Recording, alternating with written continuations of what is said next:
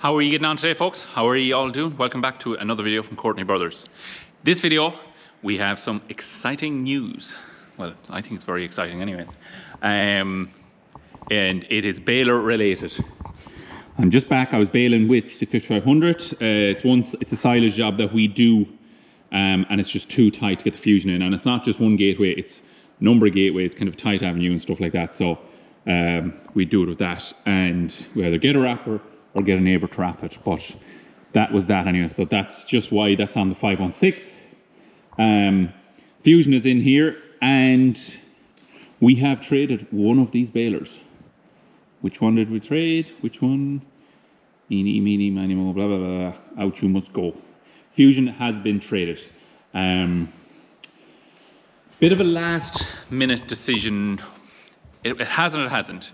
Originally we were to buy, I was thinking about buying a Fusion this year. New Fusion 4 was what was on the cards originally.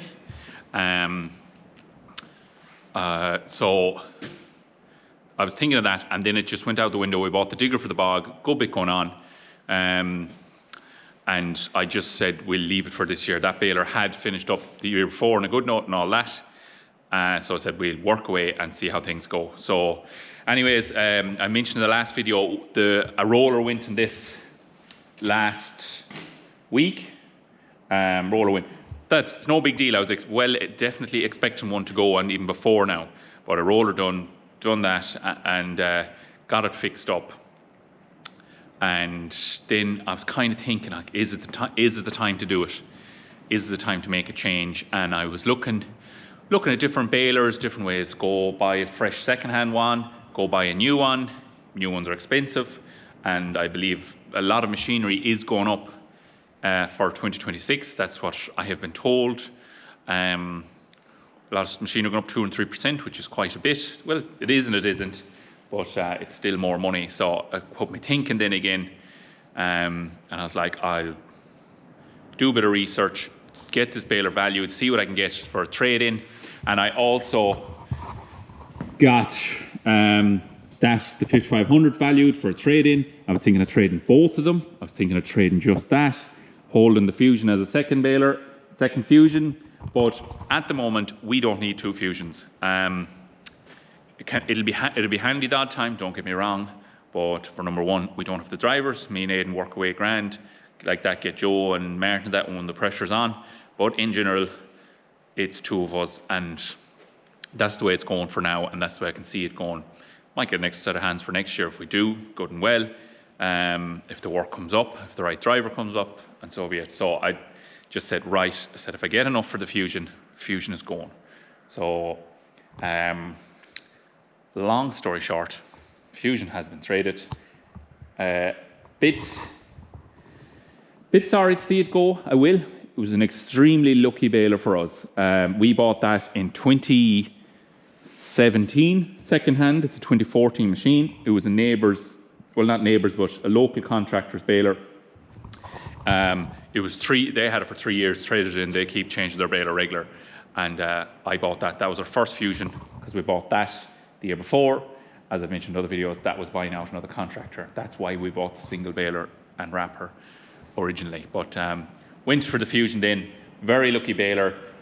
First few years just sailed through. Nothing. Just now we wouldn't have been putting up as much bales on it as what we are now either. Wouldn't be as demanding on it. But it sailed through 100%. There's 83 odd thousand bales on it now. We bought it with, I think it was around 23, 24, thereabouts.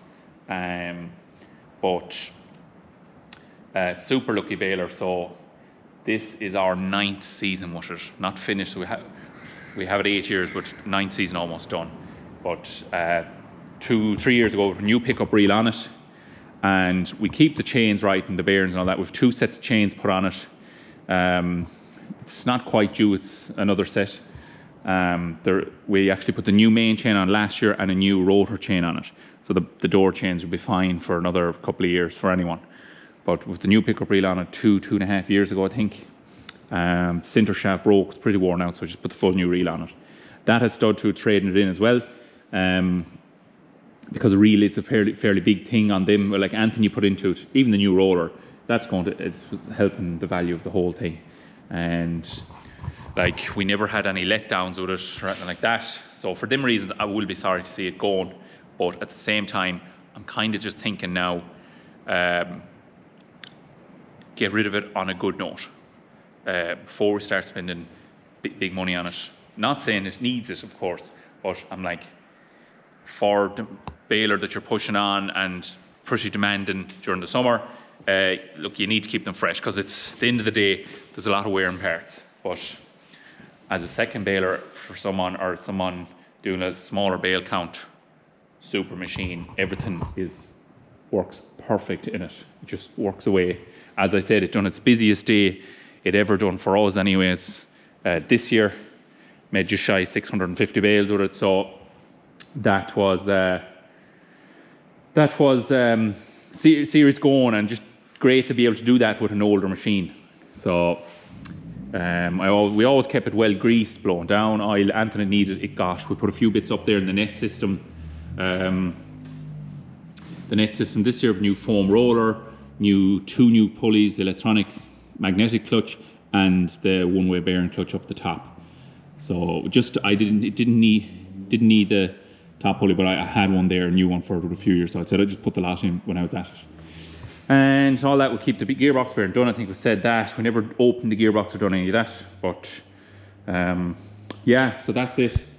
Going to be, will be sorry to see it going, but at the same time, you got to keep moving on. I was always saying, for our 10th year baling, what are we? For our 10-year anniversary, which will be next May, it'd be lovely to have a new baler. Or fresh baler anyways. So that is basically it. So did we buy a new? Did we buy secondhand? You're gonna have to find out in the next video, which will be pretty soon, because this is happening now very shortly. And did we buy McHale? Did we buy Kverneland? Did we buy Kuhn? Whatever. I know I was on about fusions and all that, but does not mean we've bought one.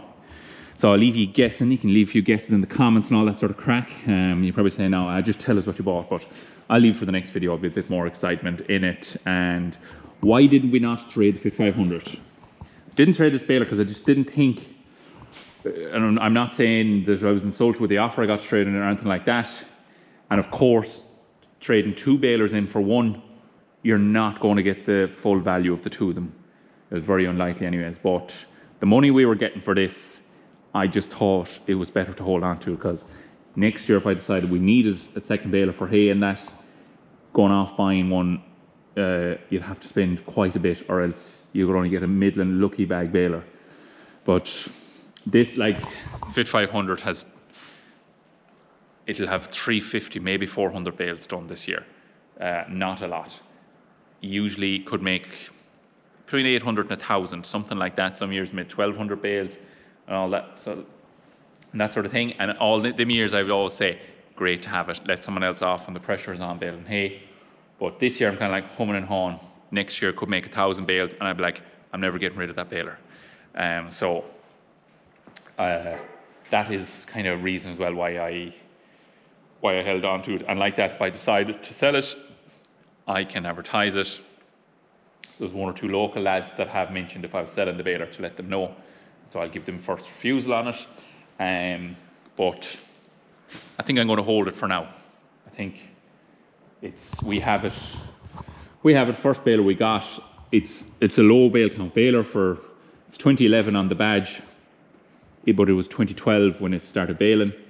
It's low bale count baler, 38,000 odd bales, 39 odd, something like that. It's less than 40 anyways. But runs sweet as a nut.